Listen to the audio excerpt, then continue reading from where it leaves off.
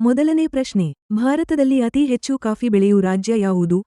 ಆಯ್ಕೆಗಳು: A. Assam, B. Sikkim, C. Mizoram, D. Karnataka.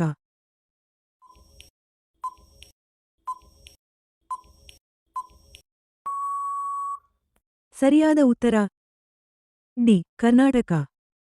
ಎರಡನೇ ಪ್ರಶ್ನೆ, ಆದಾಯ ಕರದಿಂದ ದೊರೆತ ಉತ್ಪನ್ನ ಯಾರಿಗೆ ಹೋಗುತ್ತದೆ? ಆಯ್ಕೆಗಳು: ಎ. ಕೇಂದ್ರ ಸರ್ಕಾರ, ಬಿ. ರಾಜ್ಯ ಸರ್ಕಾರ, ಸಿ. ಕೇಂದ್ರ ಮತ್ತು ರಾಜ್ಯ ಸರಕಾರಗಳಿಗೆ, ಡಿ. ಹಣಕಾಸು ನಿಗಮಕ್ಕೆ.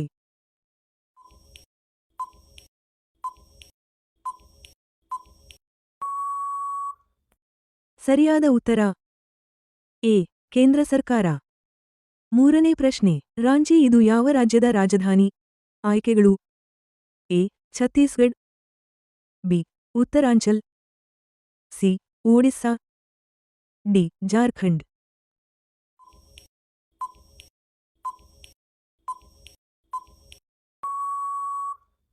ಸರಿಯಾದ ಉತ್ತರ ಡಿ. ಜಾರ್ಖಂಡ್. ನಾಲ್ಕನೇ ಪ್ರಶ್ನೆ, ಭಾರತಕ್ಕೆ ಸ್ವಾತಂತ್ರ್ಯ ಸಿಕ್ಕಾಗ ಇದ್ದ ಬ್ರಿಟನ್ನಿನ ಪ್ರಧಾನಮಂತ್ರಿ ಯಾರು? ಆಯ್ಕೆಗಳು: A. Wilson Churchill, B. Clement Attlee, C. Harold Ellin, D. Anthony Eden.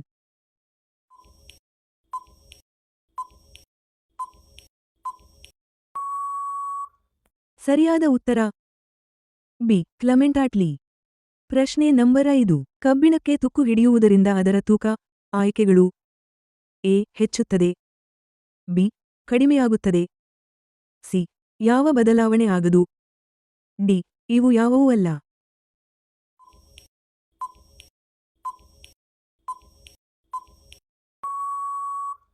ಸರಿಯಾದ ಉತ್ತರ ಎ. ಹೆಚ್ಚುತ್ತದೆ. ಪ್ರಶ್ನೆ ನಂಬರ್ 6, ಕಲ್ಪನಾ ಚಾವ್ಲಾ ಇವರು ಒಬ್ಬ. ಆಯ್ಕೆಗಳು: ಎ. ಚಿತ್ರನಟಿ, ಬಿ. ಆಟಗಾರ್ತಿ, ಸಿ. ಗಗನಯಾತ್ರಿ, ಡಿ. ರಾಜಕಾರಣಿ.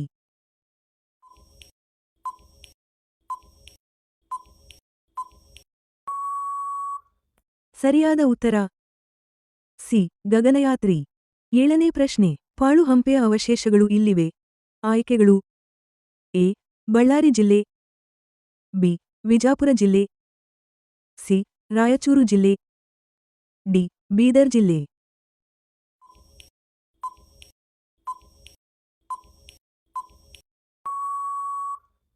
ಸರಿಯಾದ ಉತ್ತರ ಎ. ಬಳ್ಳಾರಿ ಜಿಲ್ಲೆ. ಎಂಟನೇ ಪ್ರಶ್ನೆ, ಮನುಷ್ಯನ ಸಾಮಾನ್ಯ ರಕ್ತದೊತ್ತಡ ಎಷ್ಟಿರುತ್ತದೆ? ಆಯ್ಕೆಗಳು: ಎ. 120 ಮತ್ತು 80, ಬಿ. 90 ಮತ್ತು 40, ಸಿ. 120 ಮತ್ತು 60, ಡಿ. 85 ಮತ್ತು 150.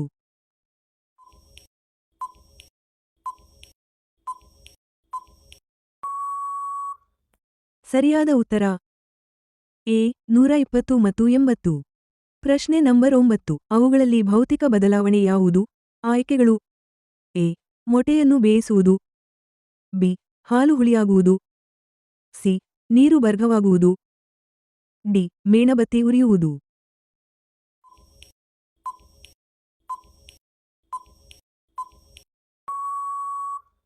ಸರಿಯಾದ ಉತ್ತರ ಸಿ. ನೀರು ಬರ್ಪವಾಗುವುದು. 10ನೇ ಪ್ರಶ್ನೆ, ತಾಜ್ ಮಹಲ್ ಯಾವ ನದಿಯ ದಂಡೆ ಮೇಲಿದೆ? ಆಯ್ಕೆಗಳು: A. Ganga, B. Brahmaputra, C. Yamuna, D. Kaveri.